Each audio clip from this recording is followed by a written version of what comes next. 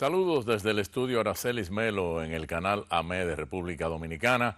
En el programa de hoy vamos a estar felicitando y hablando de la fuerte acusación en el libro de Satahuaque. Hablaremos de las increíbles condiciones en el nuevo contrato de la Coyentrix, del crimen de las medicinas falsificadas, del nuevo discurso de doña Margarita, del hongo del banano que si se mete aquí, bueno, de la falsificación de documentos, señores, una epidemia sin control, de a qué vino Clinton al país, de lo que debió hacer el ministro de Turismo desde el principio y de muchos temas más. Así que comenzamos.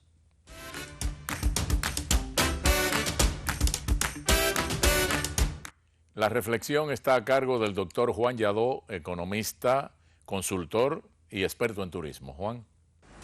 Gracias, Freddy. Un tema obligado de estos días es el manejo que han dado las autoridades y el país en términos generales sobre la crisis que ha confrontado la imagen turística de nuestro destino turístico. Han habido una cantidad de opiniones sobre lo que debió hacerse.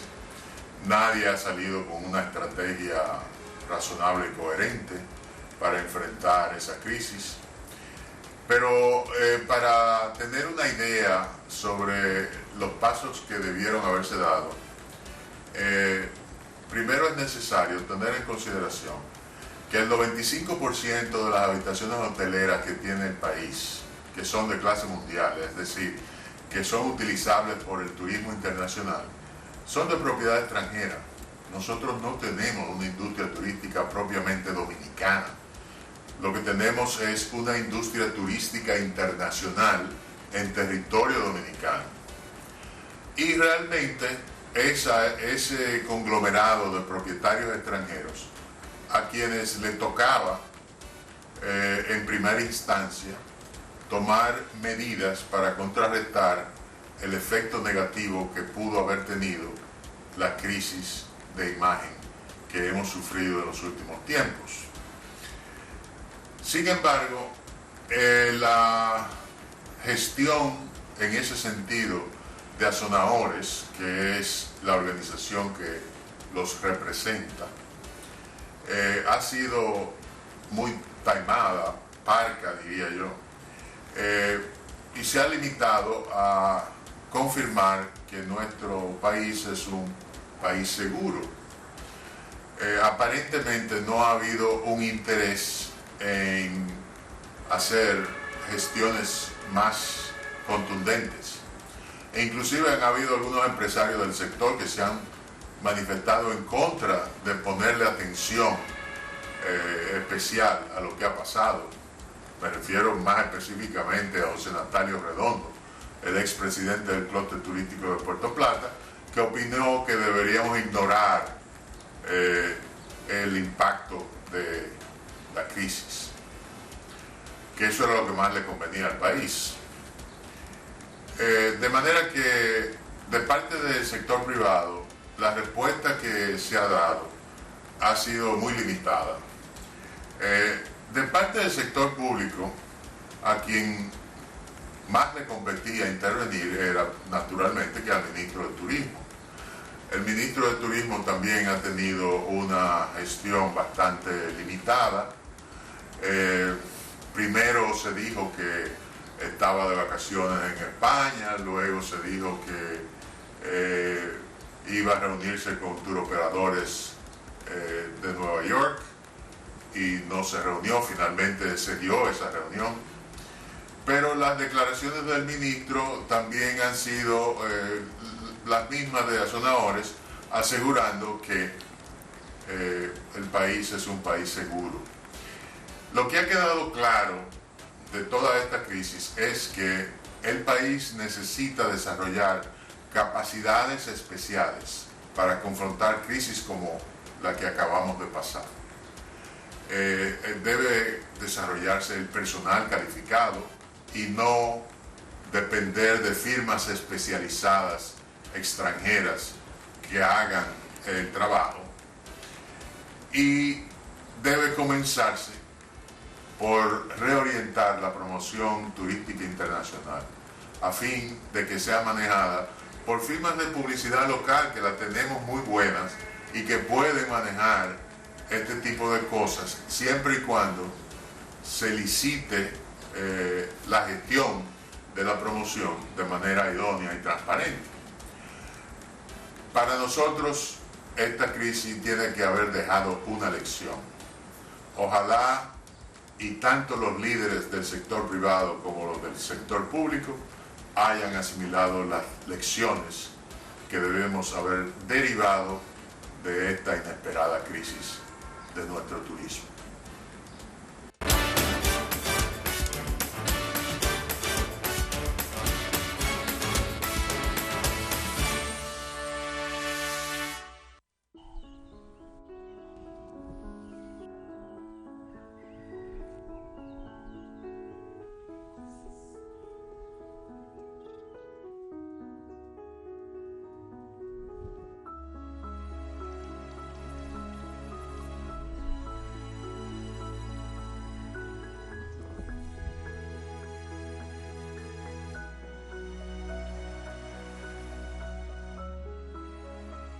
Los valores con los que se forman desde pequeños son la verdadera riqueza que los acompaña durante su camino a las grandes ligas. Nosotros trabajamos junto a ellos para que se conviertan en triunfadores dentro y fuera del terreno.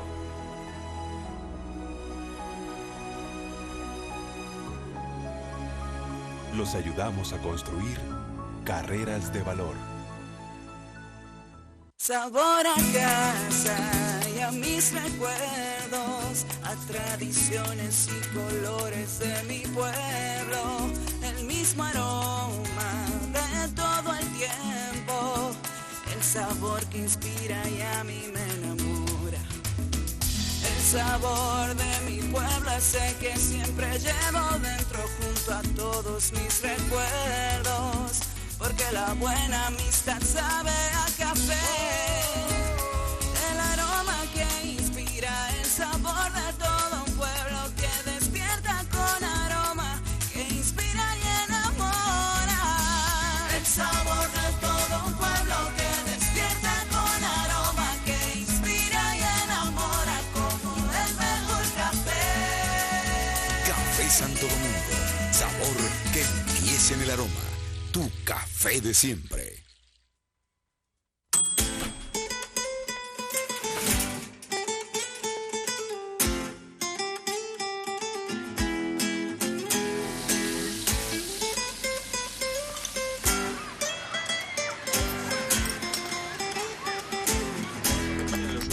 En la provincia estuvo localizada sobre el territorio descargado tal como ayer su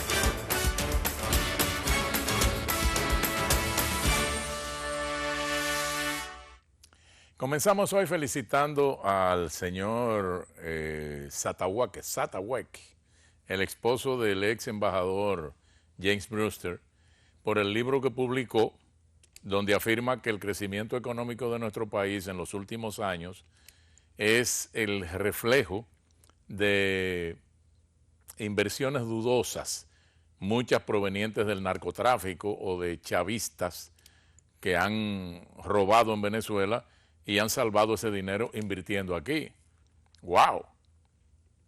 Digo, independientemente a que el asunto haya sido refutado, aunque no formalmente por el Banco Central, no hemos visto nada, no hay que olvidar, señores, que ese señor tenía acceso a información privilegiada y a secretos de alcoba en su condición de esposo del embajador norteamericano. Entonces esa afirmación debe tener algún sustento atendible, digo yo. Y para finalizar el comentario, ¿podría alguien aclararme esto? Porque yo no lo entiendo.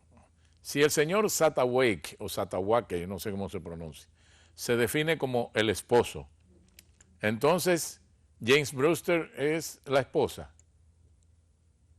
o simplemente debe definírsele como la pareja, tanto para este como para todos los casos de matrimonios gay. Que alguien me aclare porque yo no entiendo.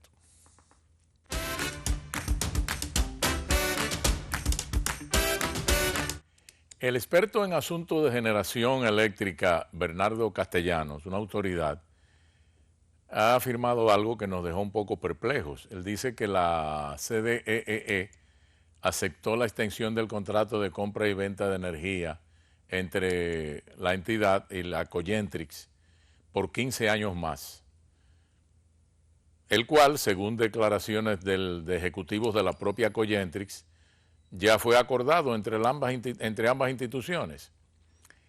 Esa extensión, según dice Castellano, implica que el Estado debe asumir los riesgos y pérdidas, garantizando la inversión y el retorno de la inversión a los inversionistas privados. Estos inversionistas se limitan a recibir los beneficios de esa inversión. Pero ven acá. Eso implica entonces que la extensión del contrato definido como coge o paga, take or pay, que existe actualmente, donde se estatizan las pérdidas y los riesgos asociados y solo se privatizan las ganancias. O sea, en otras palabras, los huesos para el Estado y la masa para el sector privado. Pero señores, pero puede ser cierta una barbaridad como esa. Yo no, digo, aunque entre barbaridades aquí vivimos, entre barbaridades.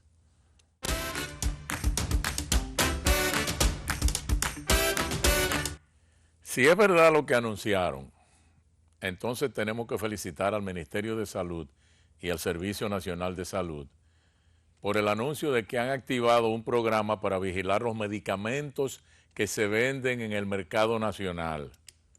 Señores, eso es vital, porque ahora están apareciendo muchas empresas fabricando genéricos, empujados por la competencia que hay de importación de genéricos, especialmente de la India. Algunos, por cierto, traídos por conocidos comunicadores, pero eso es otra cosa. Hay que caerle arriba a un chequeo permanente de los medicamentos que se venden aquí. ¿Para qué? Para comprobar si el contenido de esos medicamentos es el mismo que se define en los prospectos. Porque aquí se fabrica mucha porquería en patios que no sirve para absolutamente nada. Y que el primer laboratorio de comprobación de eso lo instalen en Moca, por favor, porque ahí está la mata de los medicamentos falsificados. Aunque el caso más sonado recientemente ha sido patrocinado por 5 venezolanos aquí, que están presos. Ya hay por todos lados.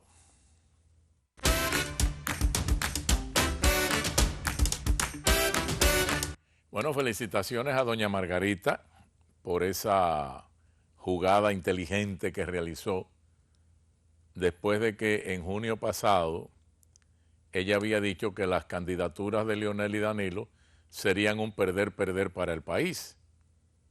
Y entonces se proponía ella como, indirectamente, como la tercera vía adecuada. Y también antes de eso, ella había dicho que había que elegir a una mujer para la primera magistratura porque con las mujeres se reduce la corrupción, cosa con la que yo estoy de acuerdo. Bueno, noten ustedes que la primera en felicitar efusivamente a Danilo después de su discurso fue ella. Y entonces yo me digo lo siguiente. Señores, si Danilo quisiera darle un golpe de venganza a Leonel contundente, ¿cómo caería la maquiavélica propuesta de que el danilismo respalde a Margarita como candidata a la presidencia de la República? Una mujer que tiene la mayor valoración ahora mismo en el sector político. ¿Usted cree que ella se negaría? Yo no creo, yo creo que ella aceptaría ese apoyo. Yo creo que, digo, aunque ella tenga que pagar el alto precio que deberá pagar por algo así, pero yo creo que aceptaría. Pero como eso es conjetura, dejémoslo ahí. Ok.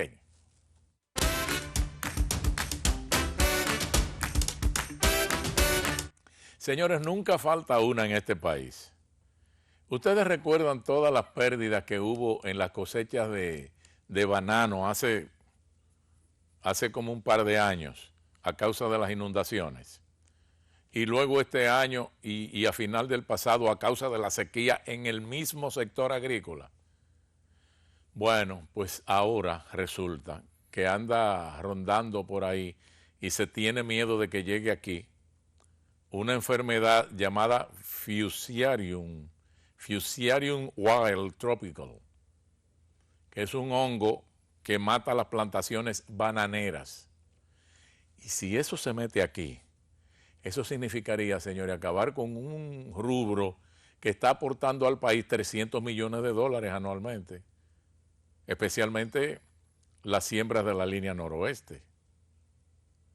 Y junto con los guineos se irían los plátanos, porque es la misma familia, que conste, y entonces vamos a terminar trayendo plátanos de Costa Rica o de donde el hongo no se haya metido, haciendo daño. Vamos a ver si agricultura puede impedir que ese hongo entre, aunque siempre hay el temor de ciertas negligencias, mucho más recordando aquella vez que dejaron meter la mosquita blanca en unos mangos procedentes del Perú. ¿Ustedes se acuerdan? Y lo que nos costó eso. Así que a Dios roguemos, a Dios roguemos.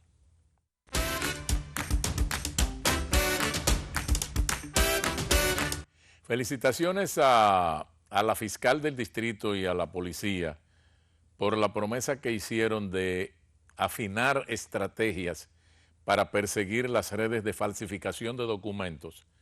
Señores, que tienen locos especialmente a las embajadas de Estados Unidos, la de España, la de Canadá, la de Francia. Estas embajadas fueron donde ellos y a pedirle que hagan algo definitivo con esta barbaridad. Entonces, fruto de eso fue que salieron esas promesas de que van a iniciar acciones.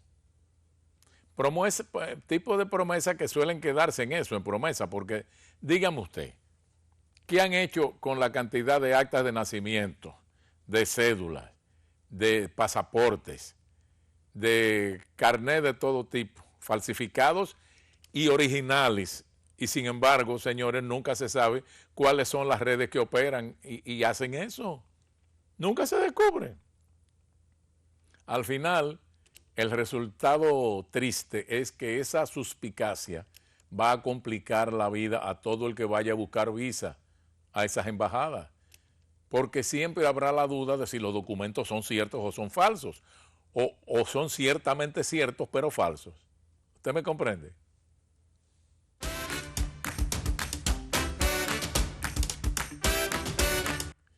Felicitaciones a los de origen extranjero que se creen ciudadanos de Estados Unidos, aunque hayan nacido en Estados Unidos o aunque hayan recibido la ciudadanía norteamericana.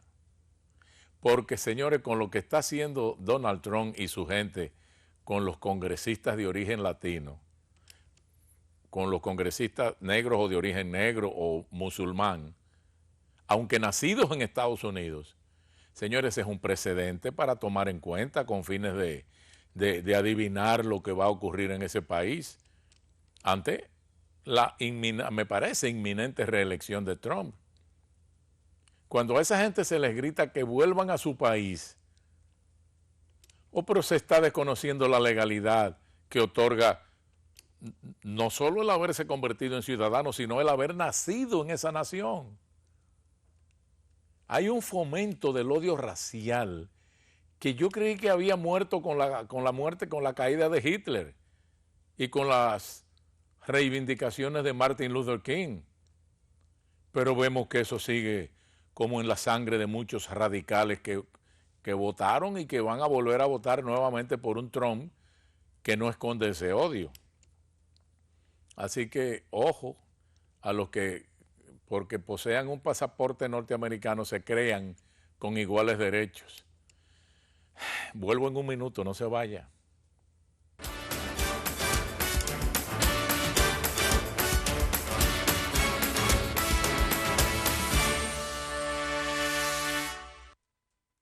El bloqueo de las intersecciones es la principal causa de represamiento vehicular y disminución en la velocidad de flujo, ocasionando caos en la movilidad.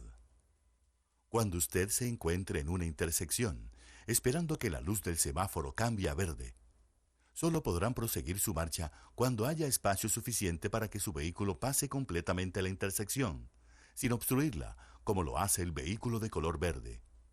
Aunque la luz del semáforo esté en verde, los vehículos solo podrán proseguir uno a uno cuando haya espacio suficiente para que al pasar queden completamente fuera de la intersección, de la línea antibloqueo y de la cebra.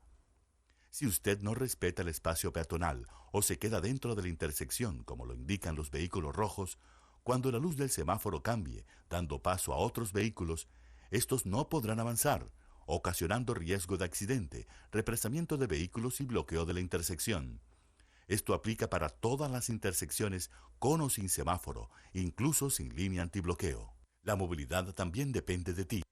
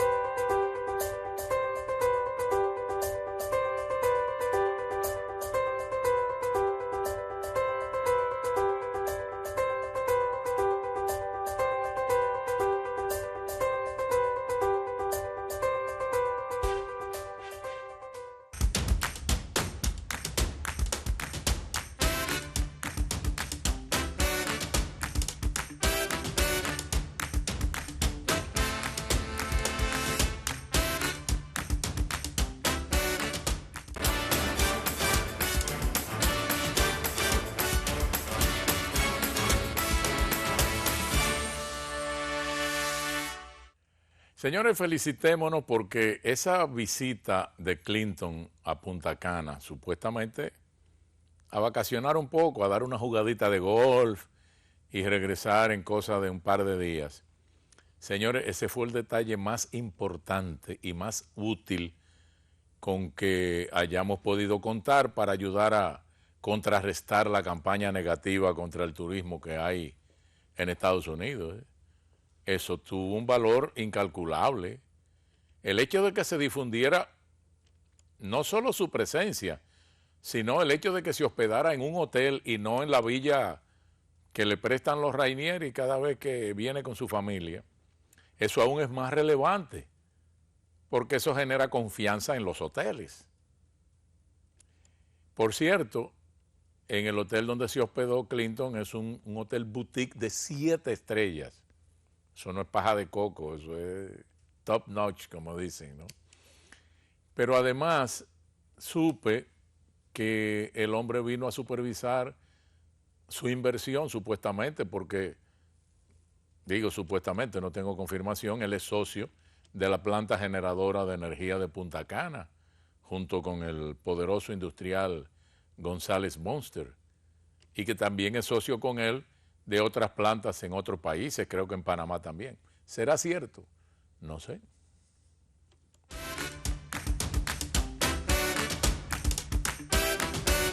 A propósito del tema este de la campaña negativa y los turistas que murieron, yo no sé por qué el señor ministro de Turismo, cuando tuvo a mano los resultados de las autopsias, no pidió una cita con los altos ejecutivos de las cadenas de CNN y Fox, que son las que más nos han atacado. A pesar de todo el dinero que Turismo le ha metido en publicidad a CNN, ¿no?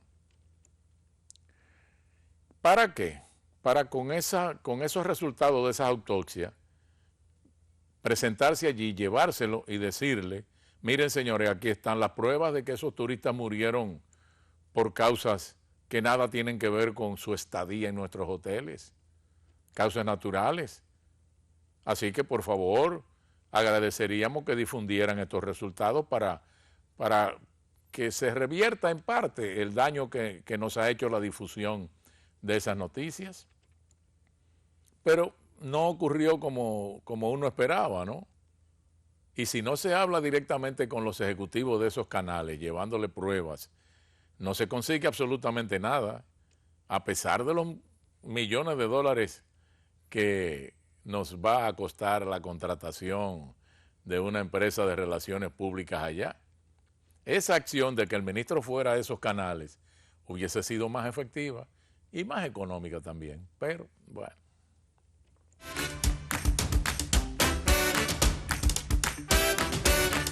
Señores, cada vez que ocurre un feminicidio, Dios mío, y ocurre casi todos los días, nos despierta esa sensación de impotencia que produce el saber que no hay remedio para algo tan grave, sino es la educación a largo plazo, la educación desde temprana edad. Por más seminarios, por más talleres, por más desfiles, discursos de expertos y fórmulas aéreas, no hay manera de prevenir los feminicidios que siguen incrementándose en el país. Pero hay asesinatos y suicidios que nos dejan como más perplejos que otros.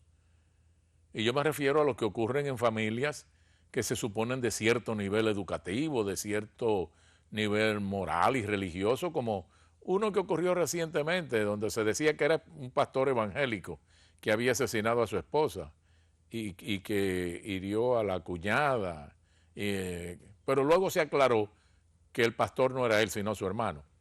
Sin embargo, todo el vecindario calificó a este hombre como un hombre educado, moderado, fiel, prudente.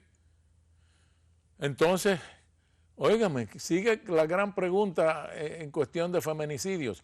¿A quién le creo? Si no hay en quién creer, cualquiera puede hacerlo. ¿Cómo prevenirlo? No hay manera. Terrible, señores, terrible.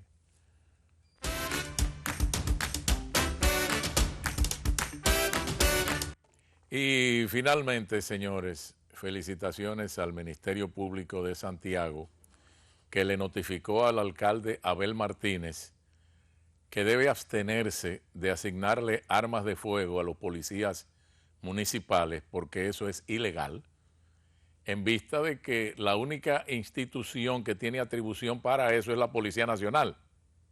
Bueno, digo, si partimos de esa premisa, entonces aquí hay muchos organismos armados que están dentro de la ilegalidad, incluyendo entonces la policía turística, la policía municipal, el ejército privado que tiene el Ministerio de Obras Públicas. El Ministerio Público de Santiago no está errado, pero si se va a aplicar esa ley, que no sea solo a la Policía Municipal de Santiago, que revisen la cantidad de organismos nuevos que se han creado aquí y que funcionan como unidades armadas y se ponen ramos en el quepe y todo eso, algunas muy bien armadas, al servicio particular. Y a propósito de Santiago, señores, óigame, pero qué muchachita menorcita que ha rendido esa. Ya se ha disparado y ha tumbado la carrera de 2 generales y un coronel. Santísimo. Hasta la próxima semana, amigos.